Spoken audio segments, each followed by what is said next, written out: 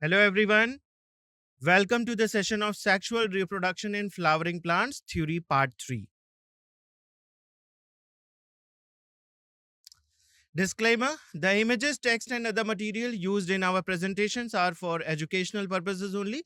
We respect the intellectual property rights of the original creators and owners. If you are the owner and have any concerns or issues, please contact us at sathi@iitk.ac.in and we shall remove the content immediately. Please note that the parts of the content may have been generated using the generative AI, which is experimental. So, in today's session, what we are going to study about, what is the objective of today's session? Let us see first of all that part to understand the pollination and types of pollination. So, today we are going to study about pollination and types of pollination and understand what is meaning of pollination and what are the different types of it. Okay. The second objective, that is to understand the reason for the variation seen in seeds formed by the xenogamy and not for the geitonogamy, right? We see some of the variation in the seeds or the plants that is developed by xenogamy, cross pollination, and not for the geitonogamy. Okay, the geitonogamy is also a type of cross pollination, but it is not having much variation as we see in the case of xenogamy. So we will understand about that part also. The third thing, to understand and correlates the modified the floral parts to the agent of pollination. So there are different agents of pollination. Okay. So according to that, there we see some of the modification in the floral parts. So we will focus that also, right? In today's lecture, these are some of the objective that we are going to learn about. The fourth objective, to understand inbuilt mechanism to prevent the self-pollination and inbreeding depression. So there is some inbuilt mechanism that prevent the self-pollination as well as inbreeding depression. So that also we are going to focus upon. So index, we will study about pollination, and that is the 1.2.3 part that is mentioned in your NCRT book. And there are the subtopics in this pollination, that is the kinds of pollination. Okay, the same thing, autogamy, geitonogamy, and xenogamy. These are the different kinds of pollination. So our lecture will be focused on this particular topic. We will also discuss about some agents of pollination and inbreeding depression. And at the last, we will summarize today's lecture. There will be DPP also. So we will solve the DPP at the end of this session. So let us start today's session. Pollination. In the preceding section, you have learned that the male and the female gametes in the flowering plants are produced in the pollen grain and the embryo sac respectively. In the last session, we have studied about how the pollen grains are formed, microsporogenesis, right? And embryo sac has been formed by the process of megasporogenesis. Both are the reduction division. Both are the results of reduction division, right? And that we have seen.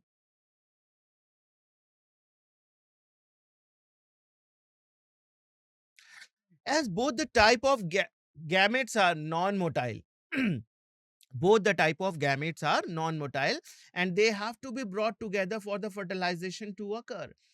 In lower plants, the gametes are motile, like we see in the case of algae and the bryophytes and the pteridophytes. You must have seen that the male gamete was motile as they required water for the process of fertilization. That's a very, very essential requirement in the lower plants like algae, bryophytes, and the pteridophytes. Sorry. Now here, in the case of angiosperm or the flowering plants, we are studying about the flowering plants. So here the gametes are non-motile. They are non-motile, both the male and female. So they have to be brought together for the process of fertilization to occur, right? So how is this achieved? Now the question is how this is achieved, that both the gametes are brought together so that the fertilization process could occur.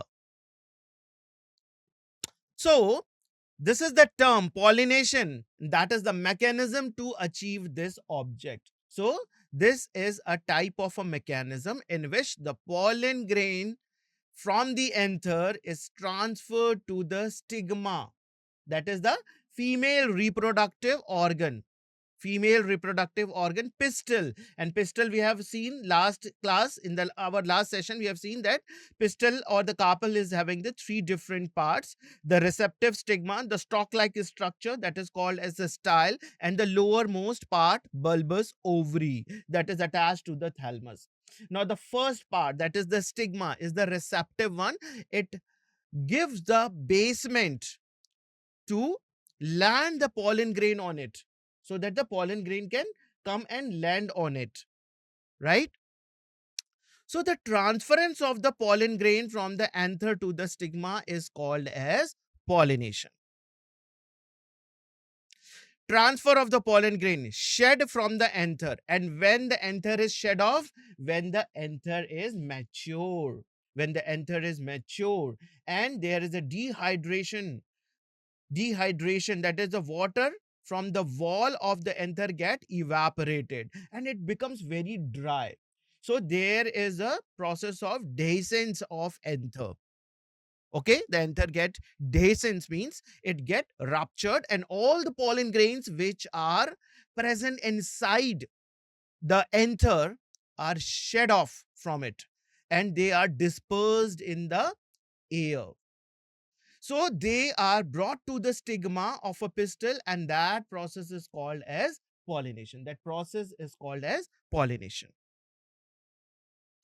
Flowering plants have evolved an amazing array of adaptation to achieve pollination. Now, the flowering plants, we see some of the modification in them, and that modification is helping in the process of pollination. And it varies from the adaptation is not same for all the flower or all the plants. It is different in different flowers, but we see some array of adaptation so that pollination process could successfully achieved. So they make use of the external agents to achieve pollination. So they require some agents. Okay, they require some agents or help so that pollination process could achieve. So here comes a question. This is one of the in-text question that is from your NCERT book itself. Can you list the possible external agent? They are asking about what are the different external agents that are helping in the process of pollination. So the first one is wind. The first one is wind pollination, right? And that is also called as anemophily. So carries light weight pollen through air. Now the flower that are pollinated by the wind, there you see some sort of adaptation, was some sort of changes, that their pollen grains are not alike. They are light in weight so that they could easily be carried by the air currents. Common in grasses, conifers, and some deciduous trees. Okay, the wind pollination is very common in grasses and conifers. Conifers belongs to gymnosperm, and some deciduous trees. The trees that shed off their leaves in one particular season, and when the favorable condition returns back, they are having the new leaves. So those are called as the deciduous trees Okay, so grasses, conifers, and some deciduous trees, we are having the pollination with the help of winds, and that is called as anemophily. That is called as anemophily. Second is the water. Like water is again a type of agency that is helping in a pollination process, and this type of pollination is called as hydrophily. This occur in aquatic plants, and the pollen floats on the surface of water. Now we will see that what is the modification here, because we have an objective that there is some sort of modification in the flower according to their pollination type, right? So pollen floats on the water surface. Animals means the pollination is also done with the help of animals, and that is why it is called as zoophily. That is why it is called as zoophily, right? Now, in animals, there are certain different animals that are helping in the process of pollination. The number one type is insects, and the pollination with the help of insect is called as entomophily. Entomophily, and the insect which are common insect which are involved in the process of entomophily are bees, butterflies, moths, beetles, flies, webs, and ants. These are some of the insects that are involved in the process of pollination. And the pollination, the type of pollination that is done by the help of insect is called as entomophily. The next one is the birds. Birds are also in hydrophily. Can pollen be underwater? Yes. Some of the examples are there in which the pollens are released underwater, submerged. We will, when we will discuss about this hydrophily in detail, then you will see that there is one example. Okay. Okay. Coming back to the birds, ornithophilie. Here, the birds are involved in the process of pollination, and the common birds which are involved in this process are hummingbirds, sunbirds, and honey eaters. These are the common name of some of the birds involved in the process of pollination, and this type of pollination is called as ornithophilie. See, mammals are also involved in the process of pollination. The common mammals are bats, small rodents, and lemurs. Okay. Now this bats, pollination with the help of bat is called as Chiropterophilie. Specifically, the pollination by bat term is, it got a term, and that is called as Chiropterophilie. And some other animals are also involved in the process of pollination, like some lizards and some snails. So this is the answer of that question. Now, the kinds of pollination. Depending on the source of pollen, pollination can be divided into three types. Okay, the source of pollination can be divided into three different types. The first one, autogamy. Autogamy. So in this type, the pollination is achieved within the same flower. Pollination is occurring in the same flower. It means that both the male and female reproductive organs should be present in the same flower, right? So here, the pollination is achieved in the same flower. So the transfer of pollen grain from the anther to the stigma of the same flower. Okay. So self-pollinated flower here. This is the flower of the pea plant. Pea plant.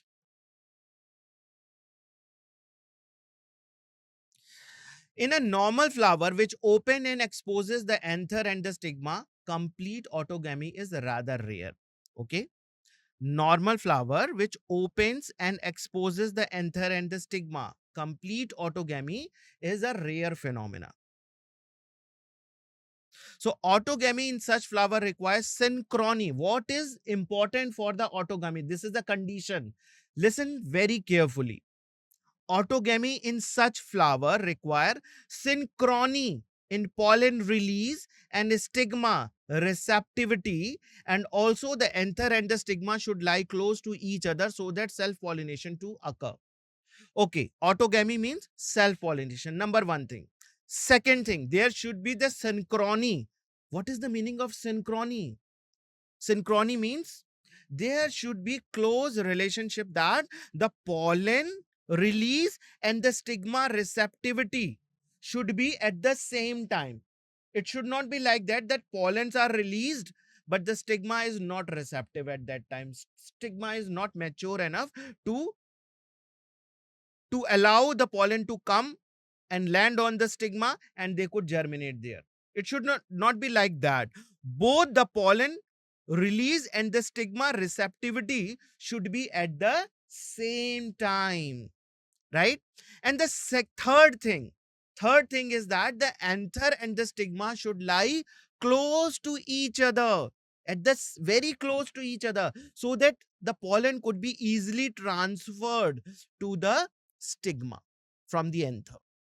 So this is one of the condition in we see in the case of autogamy, the flower in which they are having the autogamy or self-pollination.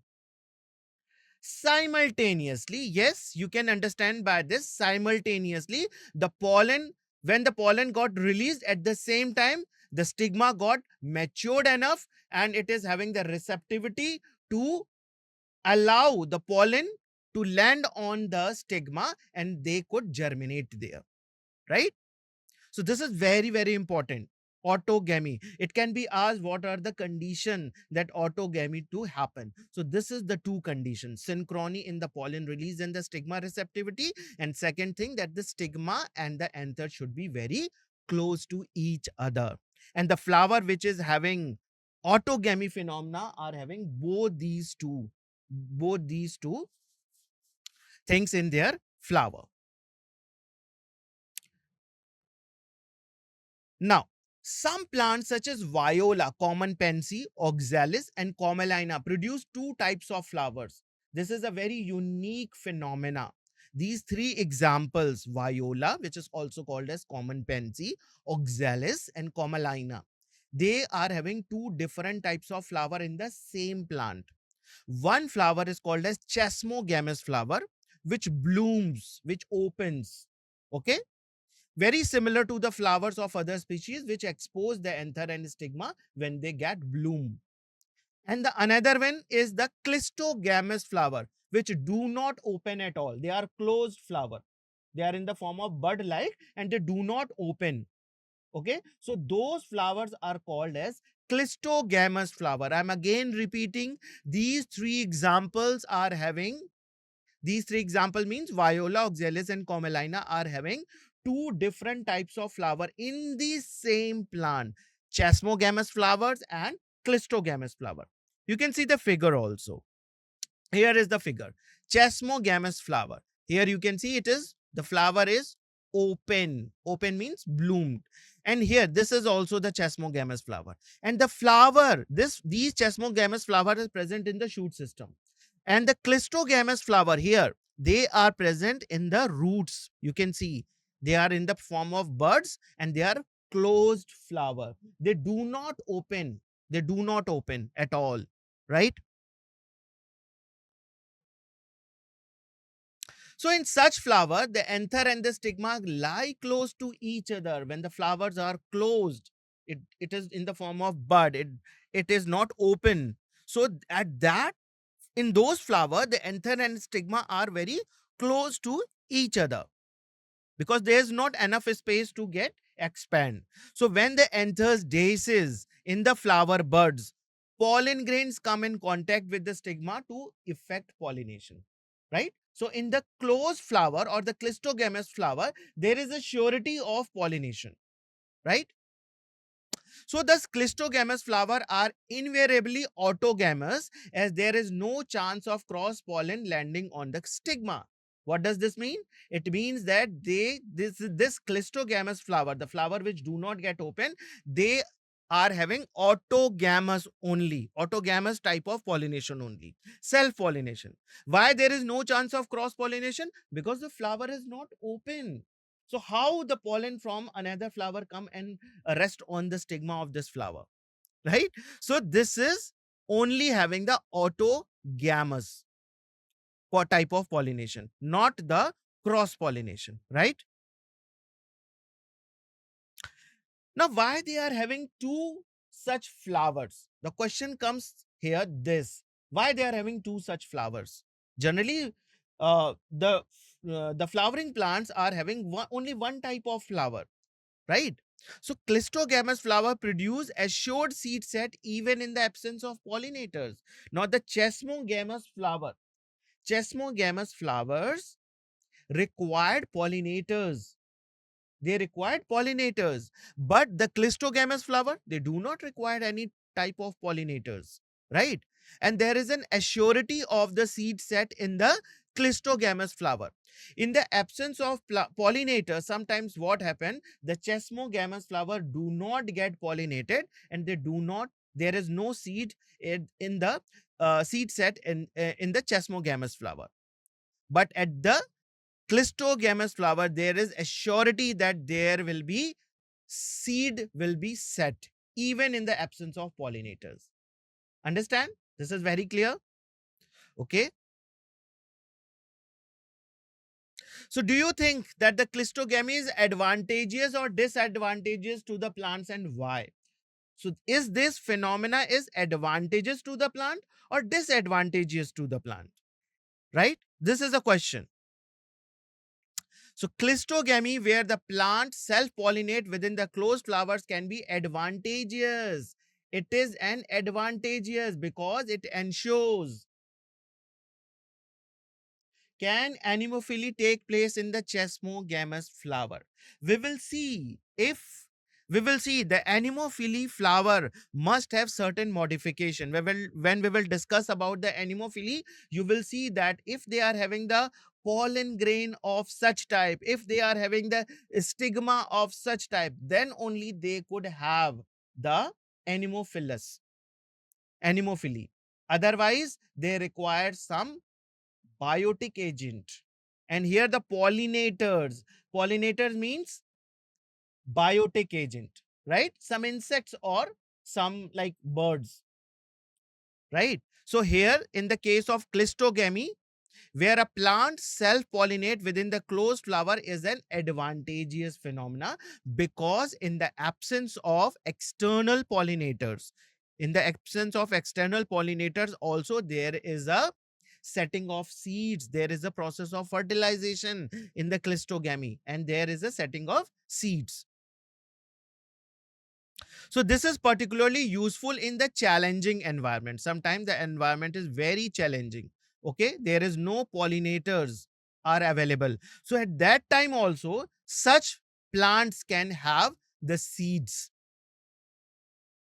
However, it may be limited genetic diversity. Yes, the seeds will be of limited genetic diversity because the cross pollinations are having the advancement character, because they are having the genetic diversity. There is a mixing of chromosomes, there is a crossing over, there is a new recombinations of the gene in the cross pollination. But in the case of self pollination, the genes are of same types, so there will be less variation or no variation, right? So always the cross pollination is favored in respect to the self pollination. But here the problem is not that. The problem is that if there any pollination or not. So better to not have any pollination. It will be better that they could have at least self pollination, right? Challenging environment means that the pollinators are not there. Pollinators are not available. The heat is more heat is there.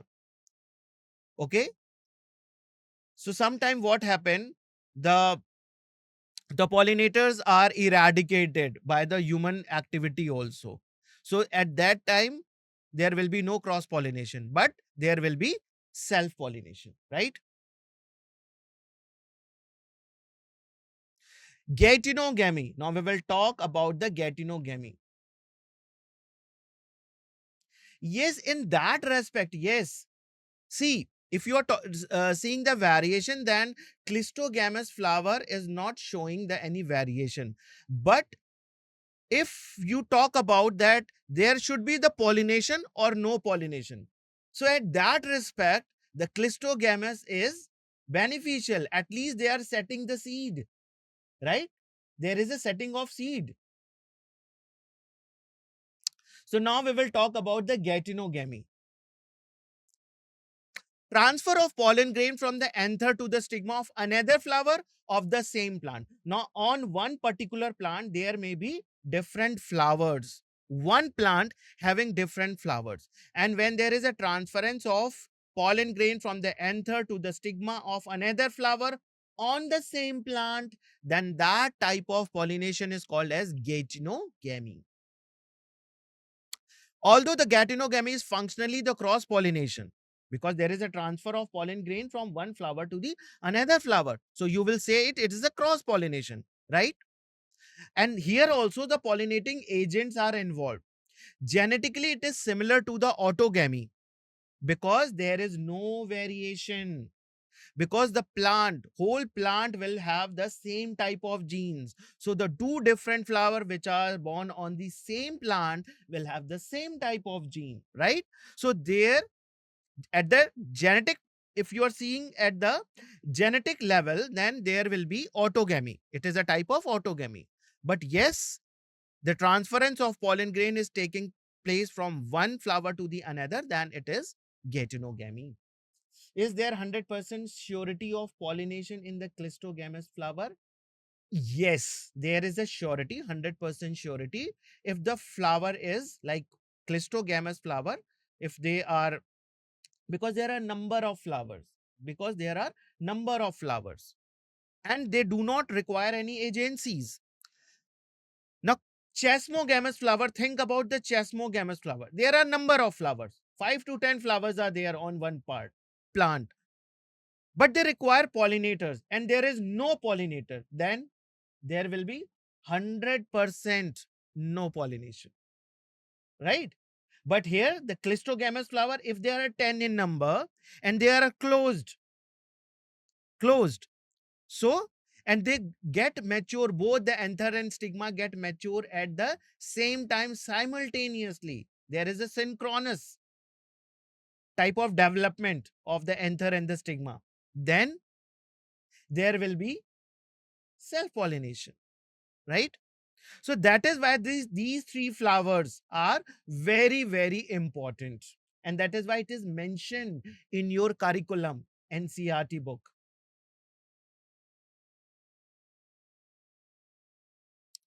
Now we will talk about the third type of pollination, xenogamy. Transfer of pollen grain from the anther to the stigma of a different plant. Different plant, they are saying, not the different flower. So there are two plants and they are having the flowers on them. So there is a transference of pollen grain from the anther to the stigma of the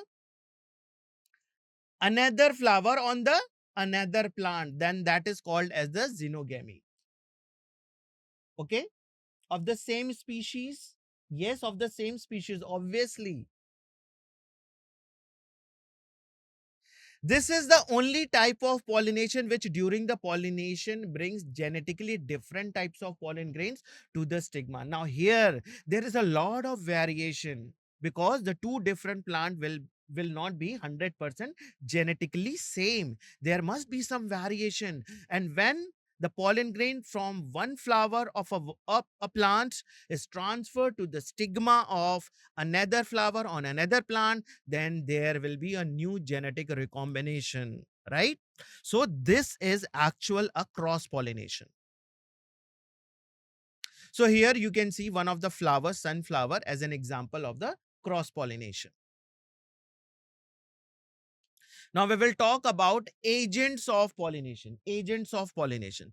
Plant use two abiotic, wind and water, and one biotic, animals, agents to achieve pollination. So basically we can divide the agents of pollination in two heading. One is the abiotic and another is the biotic, right?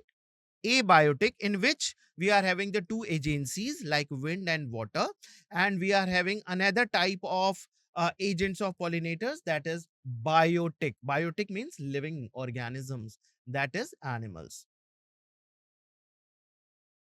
So the majority of the plant use biotic agents for pollination. This is very, very important line. Majority of the plants are having biotic agents required for the process of pollination.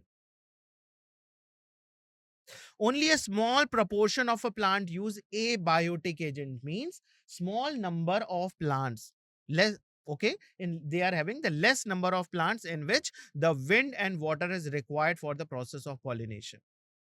Mostly the biotic agents are required for the process of pollination in majority of the plants. Pollen grains coming in contact with the stigma is a chance factor in both the wind and water pollination. Now see this line. So Sarchasmogamous are both the Gatianogamous and Xenogamous. You can say autogamous also. The Clistogamy, in the case of Clistogamous flower, they are having autogamy, right? They could have Gatinogamy also. They could have Xenogamy also. All the three different types of pollination you can see on this plant.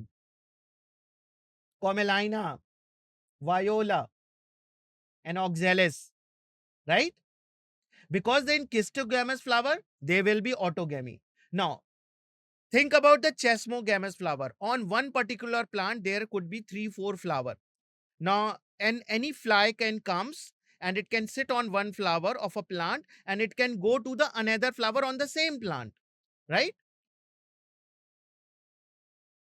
Clistogamous are only restricted to the autogamy. Absolutely correct. Yes. There will be only autogamy there because the flower is not opening. So there will be no Gatinogamy and Xenogamy in Clistogamous. But in the case of Chesmogamous flower, there could be both the type, Gatinogamy as well as the Xenogamy, right? Okay, coming back to the last statement. Pollen grain coming in contact with the stigma is a chance factor in both wind and water pollination. This is done by chance, right? In the case of wind and water type pollination, that is helpful by the water.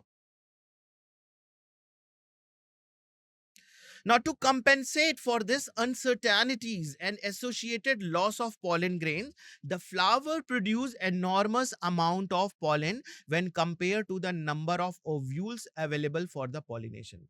This point is very important. They are talking about the wind and water pollinated plants. So in the wind and water pollinated plants, they are producing more number of enormous number of pollen grain as compared to the number of ovules available for the pollination. Why? Because pollens are released in the environment in the case of anemophily, wind pollination, and they could be lost in the air. They could not reach even where the female flower is present.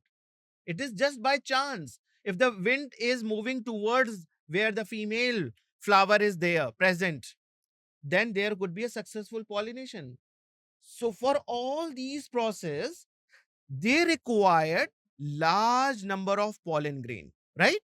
So that is why this is very, very important to understand that in the case of water and in the case of air pollinated flowers, there is a large number of production of pollen grain so that there could be the successful pollination, because all these is done by chance. It is not very certain. There are lot many factors that are acting on the process of pollination in the case of water pollination and wind pollination. So the pollination by wind is more common among the abiotic. Now this is again very important to understand. Abiotic, among the abiotic pollination, the pollination by wind is quite common. Wind pollination also required that the pollen grains are light. Now, this is very important.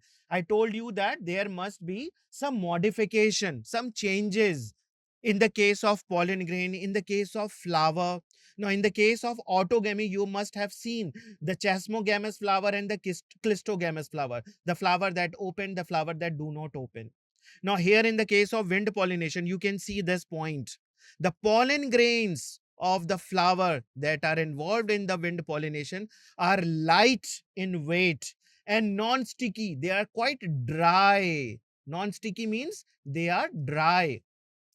So this is the modification, this is the change that we see in the case of wind pollinated flowers, and they can be transported in the wind current. Why they are having such a modification? Because to travel in the wind, to carried out by the wind, their weight should be very less. So they are light in weight and they are non-sticky, because if they get stick to any particular point, then they could not be carried away by the wind, right? So this is the modification in the case of pollen grain in the wind pollinated flowers.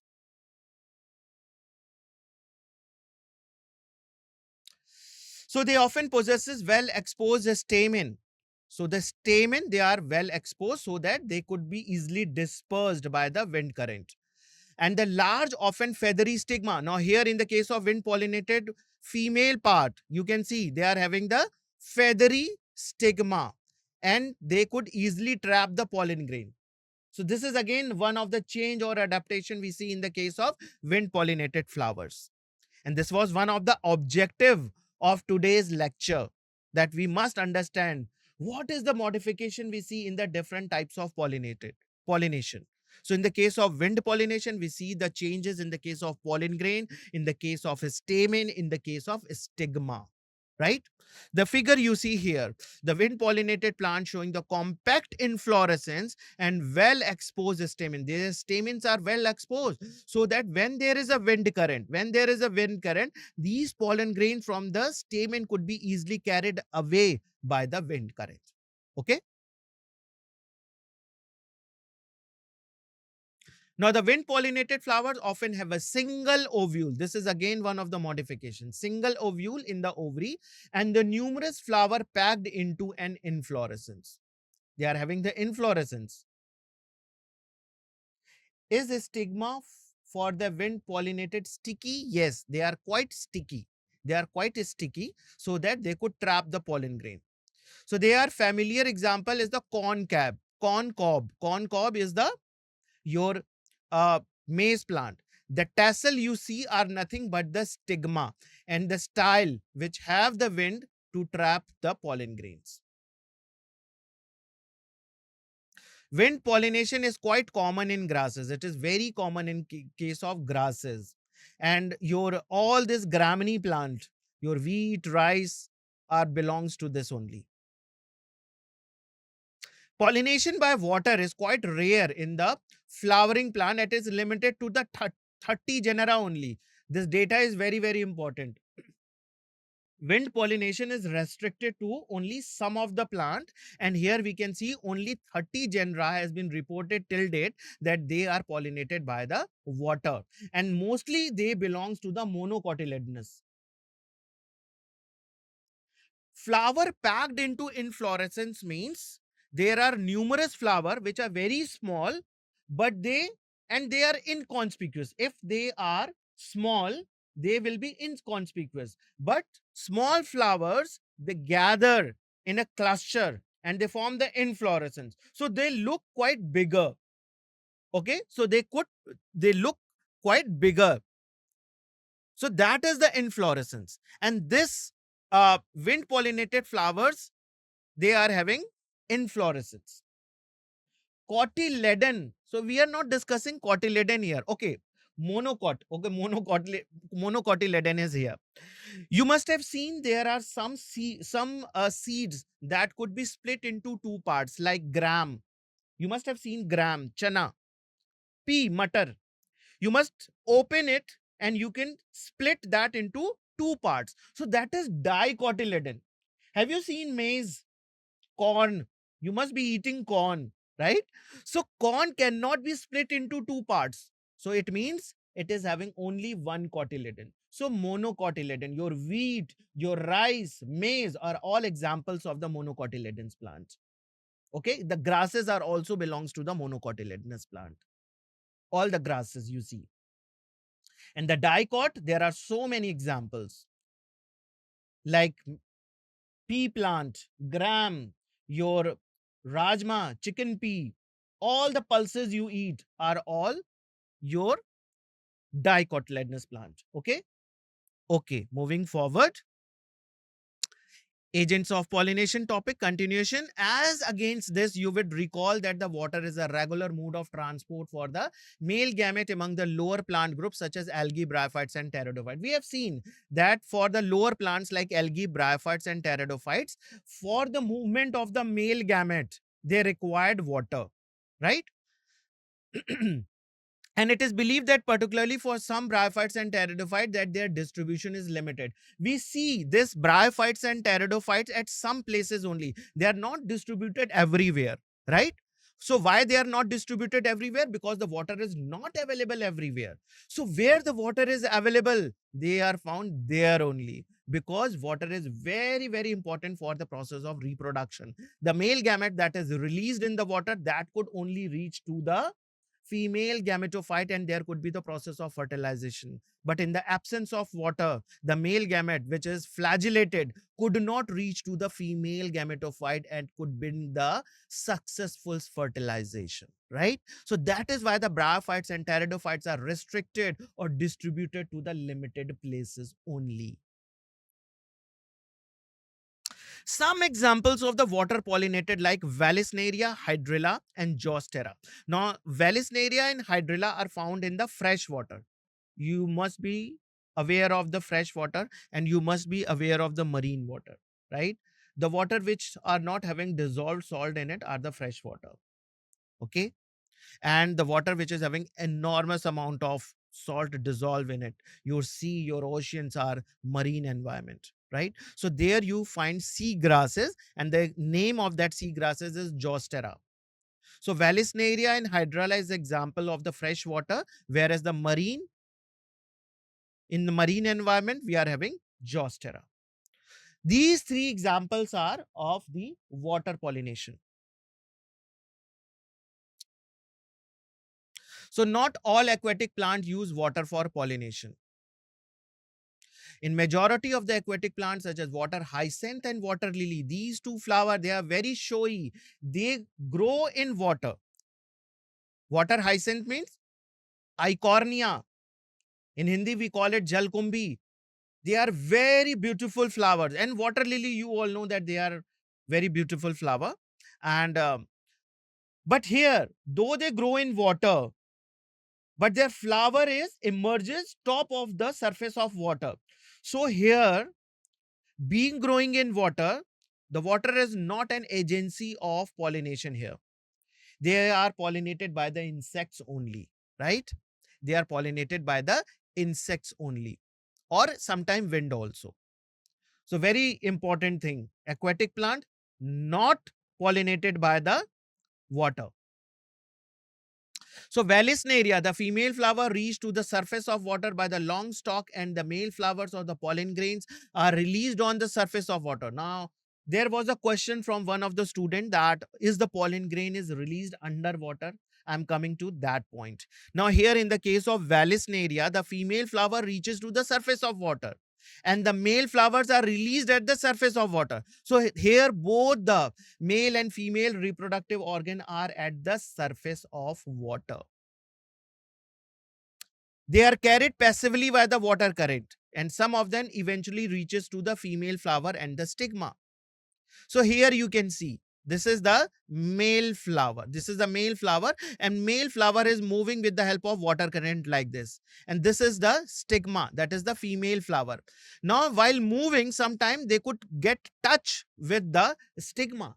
And with that touch, they could transfer the pollen from the anther to the stigma. So there could be the successful pollination. So here the pollination is occurring at the surface of water. Now, another group of water pollinators such as seagrass, the female flower remains submerged in water. Female flower is growing inside the water and the pollen grains are released inside the water. The pollen grains are also released inside the water. So the pollen grains, many such species are long ribbon-like and they are carried passively inside the water. Some of them reach to the stigma and achieve pollination. So here you can see the pollen grain in many such species are long, ribbon-like, and they are carried passively inside the water. They are carried inside the water. Some of them reach to the stigma and could achieve the process of pollination. So in most of the water pollinated species, pollen grains are protected from wetting by the mucilaginous cover. This is the one of the change or the modification we see in the case of especially water pollinated plant. The pollen grains, they are having the covering of mucilage so that they could not be get desiccated or destroyed in the water, right? Now here comes a question. Both wind and water pollinated flowers are not very colorful and do not produce nectar. Again, a particular change or a modification. What would be the reason? Now they are asking the reason. They are not very colorful. They do not produce any nectar. So colorful petals and nectar are adaptation to attract animals like pollinator. The plants that are having the various color petals and they produce nectar. Why they do so? They do so because they have to attract insect so that insect could come and do the process of pollination. And when they are going back, they could give some rewards to them in the form of nectar. And that is why the insect are continuously coming to the flower for collecting the nectars. And by chance, they are doing the process of pollination. So they do not require them to attract. Yes, water pollinated flower and the air pollinated flowers, they do not require any pollinators. So that is why they are not very having they are not having any showy flower, brightly colored flowers or nectar in their flower. So since wind and water pollinated flower don't rely on animals for pollination, they don't need to invest energy. Why to invest energy for the production of nectar, right? Now, majority of the flowering plant use the range of animals as the pollinating agent, right? Majority of the flowering plants use a range of animals as a pollinating agent. They require some pollinating agents. So bees, butterflies, beetles, wasps, and moths and bats are the common pollinating agent. These are some of the pollinating agents here. And among the animals, insects, particularly bees, are the dominant biotic pollinating agent. There is a report that if all the bees are eradicated or removed from the earth, then there will be 80% of the plants will not get pollinated and there will be the scarcity of food. So now you can understand how the bees are so important to us, right? Only one particular species can bring 80% pollination in the flowering plants. So this is of insect pollination figure. Now, even larger animals such as some primates, lemurs, arboreal, tree-dwelling rodents, even the reptiles, gecko, lizard, and garden lizard have also been reported as a pollinators in some species. This we have already discussed in one of the slides earlier. So often flowers of animal pollinated plants are specifically adapted for the particular species of animal. Now this is very, very important. One particular flower is adapted for a particular species of animals to get pollinated. And here are some examples. Majority of insect pollinated flowers are large, color, fragrant, and rich in nectar. Now, this is the change or the adaptation we see in the case of insect pollinated flower. They are large, they are colorful, they are having the fragrance, and they are having rich in nectar. So that the insect could get attracted toward the flower, they could visit the flower and do the process of pollination. When the flowers are small, the numbers of flowers are clustered into inflorescence. to make them inconspicuous. One student has asked this question: why the flowers are forming an inflorescence? Sometimes the flowers are very small, so they are not seen by the insects as they are very small. So what they do, the flower becomes in a aggregate themselves in a cluster and form inflorescence, so that they could be seen by the insects, and insect could visit them and do the process of pollination. Animals are attracted by the flowers by color and their fragrance. The flowers pollinated by the flies and beetles secrete the foul odors to attract these animals. Okay, there are some flies and beetles. Some flowers release out foul odors and they get attracted with that. To sustain animal visit, the flowers have to provide rewards to the animals, and the rewards they get in the form of nectar. Nectar and the pollen grains are useful. The reward, these two things, these are the rewards: pollen grains and nectar. For harvesting nectars, the flower and the animal visitor come in contact with the anthers and the stigma. So at the time of like taking the rewards, they do this process of pollination. The body of the animal get coating with the pollen grains, which are generally have the sticky in the animals. Now, the insect pollinated, they are having the sticky pollen grain. Sticky pollen grain. This is the one of the modification in the case of insect pollinated flowers. Wind pollinated flowers, they are having very dry type of pollen grain, but the insect pollinated pollen grains, they are sticky in nature. So when the animals carrying pollen on its body come in contact with the stigma, it brings about pollination. So some species floral rewards are in providing the safe place to lay eggs. Okay, their rewards are in a different form. They allow that they could lay their eggs in the flowers. For example, tallest flower, Amorphophallus, 6 feet height in. This flower is 6 feet in height. They allow the insects to lay their eggs in the flower. A similar relationship exists between the species like yucca plant. Both the species moth and the plant cannot complete their life cycle without each other. They are so dependent upon each other. How? The moth deposits egg in the locule of the ovary in the flower and in turn gets pollinated by the moth. No other insect visit to this flower, yucca. Only this particular moth visit and lay their eggs. And these eggs, from these eggs, when the larva comes out, they bring about the pollination. So the larva of the moth come out of the egg and the seeds start developing. So why can't you observe some of the flowers? So this is one of the experiment you can do, that you can observe these flowers like cucumber, mango, people, coriander, and you can see that what type of pollinators are there in these flowers. Yes, yucca fruit is non-veg. Okay, this is one of the neat question. Today only I just saw that there was a one question on the fig plant, right? Okay, so to find out which animal visited them and whether they could be pollinators, you could know which type of pollinators generally visit to these plants. So you will have potentially observed the flowers over a few days and at the different times of the day. So you could also try these, whether there is any correlation of the characteristics. So these things you can find, that what is the correlation between such type of pollinators and the flower they visit. Carefully observe if any of the visitor come in contact with the anthers and the stigma, as only such visitor can bring about the pollination. So this experiment you can do.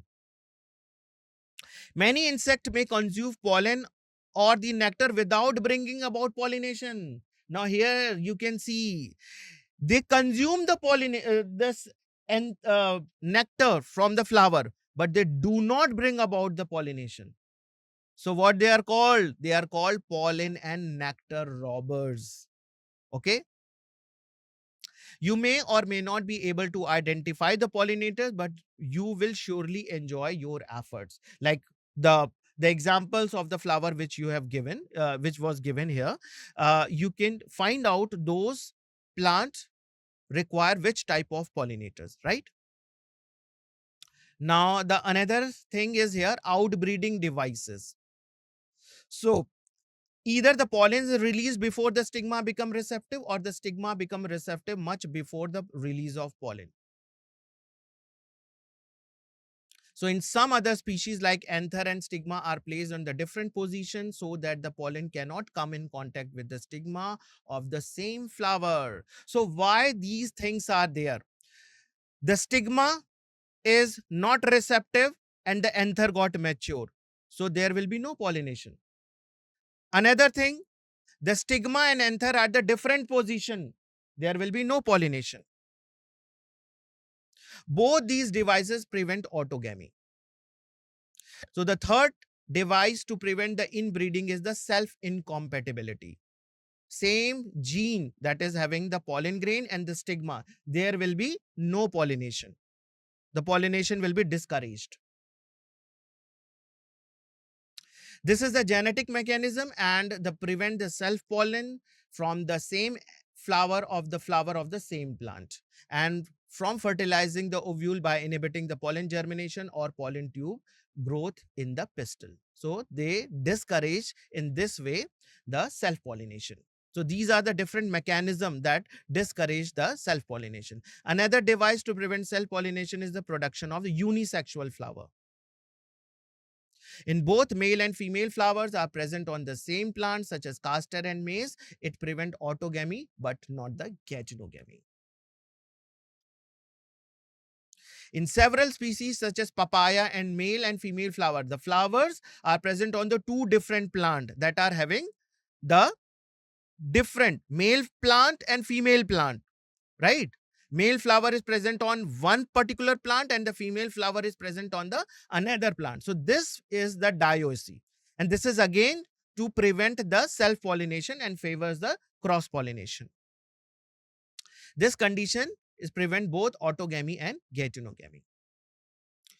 So now this is the summary what we studied about today. Pollination, we studied about the pollination, we studied about the self-pollination and the cross-pollination today.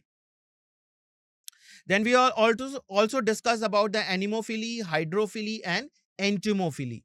Entomophily, that is the pollination by insect. Ornithophily, pollination by the birds. And Cheiropterophily, pollination by the bats.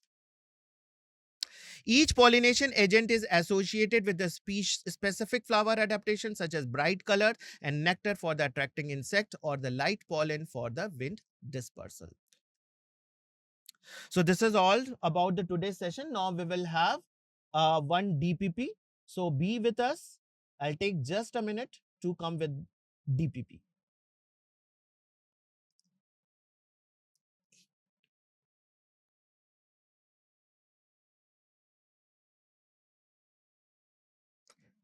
मुझे DPP खोलनी है. Pause कर दूं.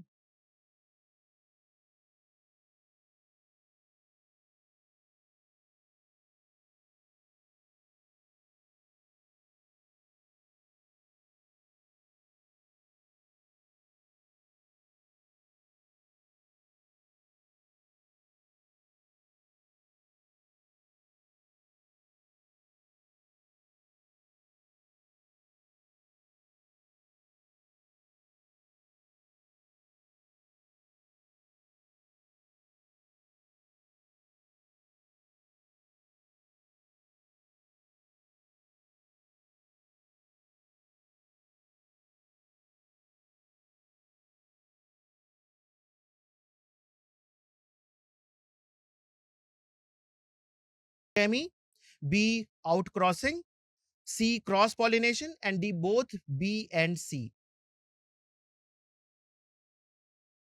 So which of the following process will bring about the genetic variation?